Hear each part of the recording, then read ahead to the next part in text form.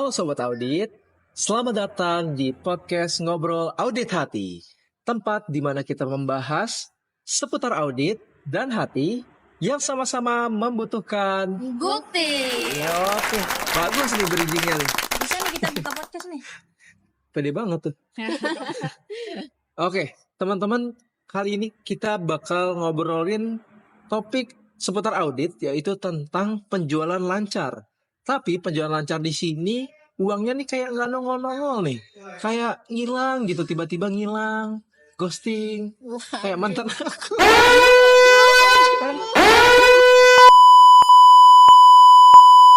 Fokus ya, profesional. Oke, sebelum kita masuk ke pembahasan podcastnya ya, pembahasan utamanya, kita basa-basi dulu kali. Masa langsung bahas gitu? Kita basa-basi dulu tentang kehidupan teman-teman di sini nih. Selama kemarin kan kayaknya kita libur lama ya, 5 hari itu kayaknya ada. Pada ngapain aja nih? Kalau aku sih cuman kupu-kupu doang sih lah akhir-akhir ini karena banyak nganggurnya ya. Ini kuliah doang. Nah, kuliah pulang doang. Kurang seru hidupnya. Ya, Gimana? jadi tiru ya. Friza sama Nadia gimana? Kalau aku sih kura-kura ya, banyak rapatnya. Sama aja guys. Iya sih, tapi capek. Nadia gimana Nadia? Kalau aku sih sama aja libur gak libur tuh ya. Aku tuh kemarin juga habis ngerjain tugas wawancara. Jadi tuh ada tugas mata kuliah AKL disuruh analisis ke suatu perusahaan gitu kan, yang dia tuh punya asuransi. Terus suruh nanya tuh asuransinya tuh sama nggak sama yang kita pelajarin kayak gitu-gitu. Waduh, pasti buat project ya. Bener banget tugas bener. akhir. Ke perusahaannya apa tadi? Ke bank? Iya, ya nggak harus ke bank sih. Ada juga nggak kayak harus ke bank. boleh ke, pokoknya yang kayak showroom mobil gitu kan, dia kan pakai metode asuransi kayak gitu. Oh, Iya. Oke. I see. Kayaknya ya mungkin nanti aku juga dapat kali ya. Ya. Kayak ribet ya. Ntar gantian kok, tenang aja. Kayak ribet nih. Nah, kita mungkin langsung ngebahas topik atau gimana nih? Boleh Langsung sih, aja boleh ya? Enggak dong, Gilang dulu tuh. iya, Sehariannya apa dia sama liburan? Masa pembawa acara ditanya guys? Iya. adil Ya ya kali kan? kita doang. Libur ya. Aku kemarin pulang sih. Aku pulang ke rumah karena ya lagi jenuh aja kuliah lagi. Capek. Full. Alay. Emang ya. Ya kan kemarin ke rumah gitu kan. Kalau di rumah kan kita bisa apa ya? Makan disediain, tidur tinggal tidur, nggak harus ngapa-ngapain kan. Berasa raja di rumah. Waduh. Ya seru lah ya pokoknya kehidupan di rumah tuh. Kayak gitu sih kalau dari aku. Nah, udah ya kayaknya mati tuh topiknya. Udah. Mati. Langsung aja lah. Kita bosen kayaknya mereka juga. Nah, untuk topik penjualan lancar nih, mungkin dari Kiranti ada yang bisa ngasih sepatah dua patah kata gitu buat mengawali topik kita. Boleh sih, tadi kan kita bahas ya. Kamu sempat mention kalau penjualan lancar tapi uangnya kok nggak nongol-nongol. Nggak nongol ya. Nah, waduh, jadi ini bukan cuma soal penjualan nih, tapi juga soal penagihan. Nah, karena gimana kita mau bayar gaji ya kan, kalau misalnya uangnya malah nyangkut. Nah, kalau dari Frizi sendiri gimana? Kalau dari aku sih kayak masa akhir ya, yang janjinya mau bimbingan tapi malah ngilang nggak tahu kemana. Atau kayak orang yang utang di warung kopi, dia janji mau bayar besok tapi ternyata nggak tahu besoknya malah pesen lagi. Wah, bisa nih, Lebih bisa. parah. Lebih parah memang ya. Oke, kan tadi udah kata-kata awal nih. Sekarang mungkin dari Kiranti bisa lebih mendalami lagi nih tentang topik kita nih apa sih ini? Kok nanya Soalnya apa ya nih? aku nggak paham. Oke. Jadi kita lempar aja udah. Oke, siap, boleh. Lempar aja. Mungkin dari Kalau- ininya nggak sih kayak apa ya? apa? Siklusnya dulu tuh di dalam Ah, penjualan tuh kayak gitu apa boleh. aja Musik. gitu. Setahu aku nih, siklus penjualan itu ada 5. Ya, yang pertama itu kita dapat pesanan. Terus selanjutnya kita bisa ngirim barang. Nah, setelah ngirim barang, perusahaan tuh baru bisa buat invoice tuh. Nah, setelah buat invoice, utang yang tadi, piutang usaha kita tadi itu harus ditagih. Setelah ditagih, baru kita nyatet di kas. Karena kalau misalnya kita nggak nagih itu sama aja kayak piutang yang angan-angan gitu. Penjualan yang angan maksudnya. Nah, penjualan yang angan-angan. Jadi fiktif gitu ya. Betul. Berarti prosesnya kan jalan ya. Betul. Tapi kalau misalkan cuma template doang juga susah nggak sih? Benar. Iya kan? Sama belum juga kalau misalnya pelanggan itu kayak tipikal yang kayak ditagih tapi slow respon banget gitu. Waduh. Gimana kayak kita nagih dia susah jawabnya, "Maaf ya saya BFH." Gitu. Males banget udah. Ada Tapi masih susah, mending susah. daripada jawab Sih. Iya, Iya. jempol. Reaksi. reaksi jempol lah ya Parah ampun. sih. Jadi siapa yang ngutang, siapa yang galak gitu ya. Iya benar-benar. Udah kebiasaan itu mah. Nah, tadi kan kita udah bahas nih terkait siklus penjualan. Ada 5 kan? 1, 2, 3, 4, 5. Kirain mau dibahas ulang gitu kan, 1 apa, 2 apa, 3 apa. Cuman disebutin angkanya doang, 1, 2, 3, 4. Aduh, jangan dari tadi aku ngomong nggak ada yang inget nih. Aduh. Ingat lah pastinya. Insya Allah ya. Kita lanjut aja dulu. Kayak, nah tapi kira-kira nih ada nggak sih kayak misalnya suatu perusahaan yang kasusnya itu persis kayak topik yang lagi kita bahas kali ini? Kalau dari referensi yang aku baca sih ada ya. Nah itu tuh namanya PT Mega. Jadi PT Mega ini tuh jual IT ke instansi. Tapi tuh penjualannya naik 30%. Sedangkan kasnya itu malah anjlok, turun sebesar 15%.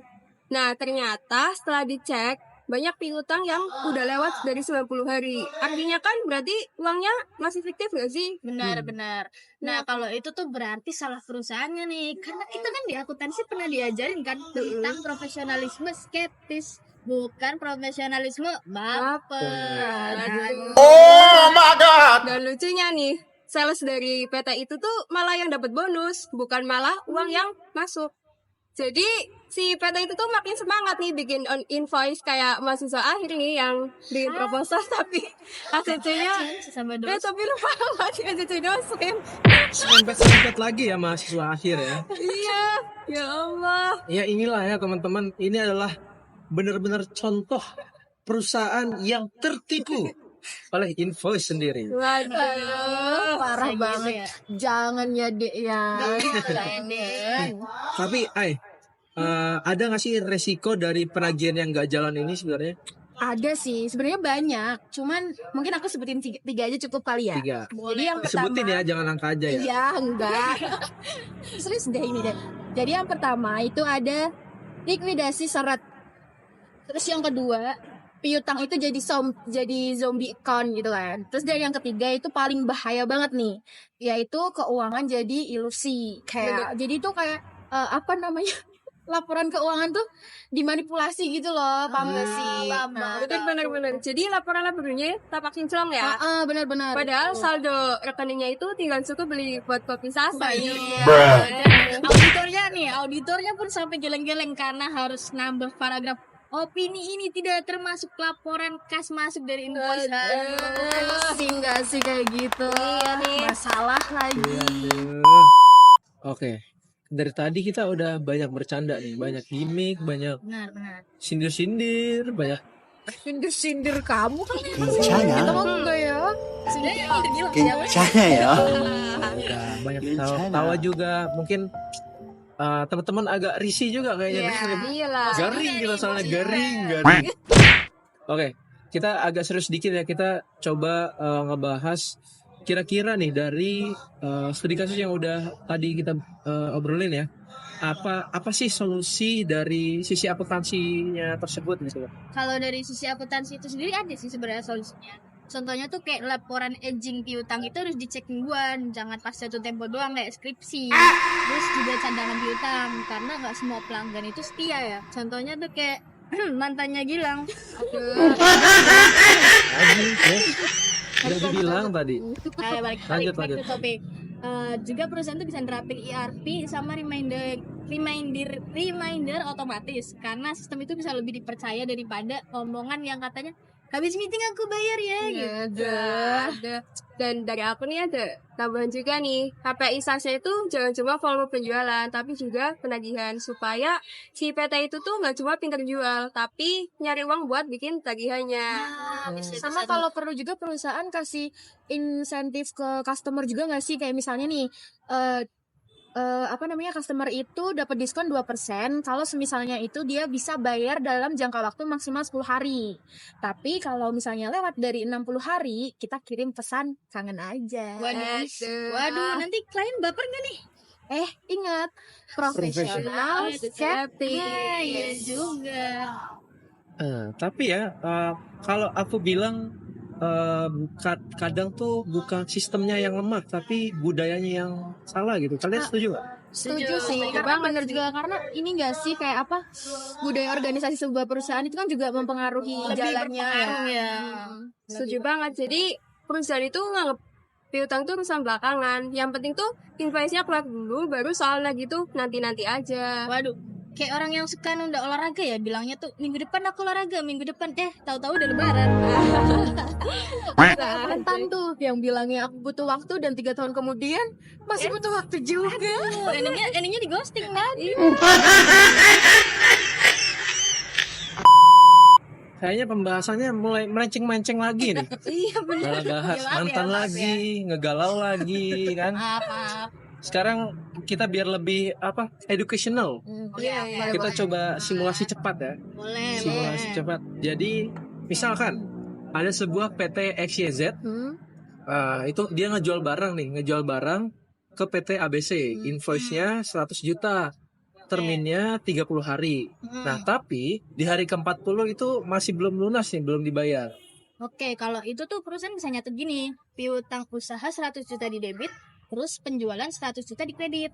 Tapi kan tadi kamu menyebutkan kalau termnya itu 30 hari. Nah, kalau udah memasuki aging 31 sampai 60 hari, itu kita harus wajib follow up ke klien, ini mau dibayar enggak nih piutangnya gitu. Oke. Tapi nanti kalau udah lewat 90 hari, kita mulai buat cadangan. Sama itu juga gak sih, jangan lupa setelah 180 hari itu bisa kita masukin ke kategori piutang macet, atau seperti cinta bertepuk sebelah tangan sudah waktunya dilepas.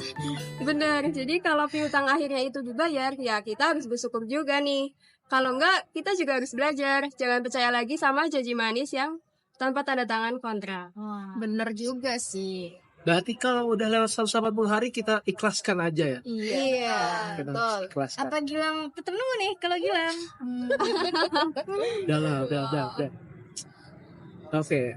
Kayaknya ya mungkin kita udah banyak ya ngobrol-ngobrol panjang ya. Udah.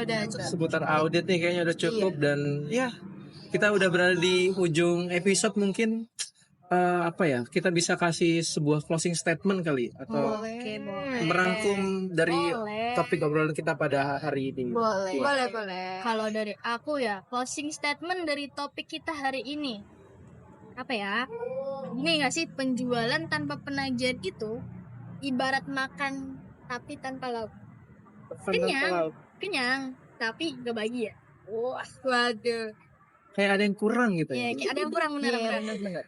Kalau dari aku sih, evaluasi pelanggan itu penting. Jadi jangan semua langsung dikasih kredit. Karena ini tuh bukan amal, tapi ini tuh bisnis. Iya juga sih. benar.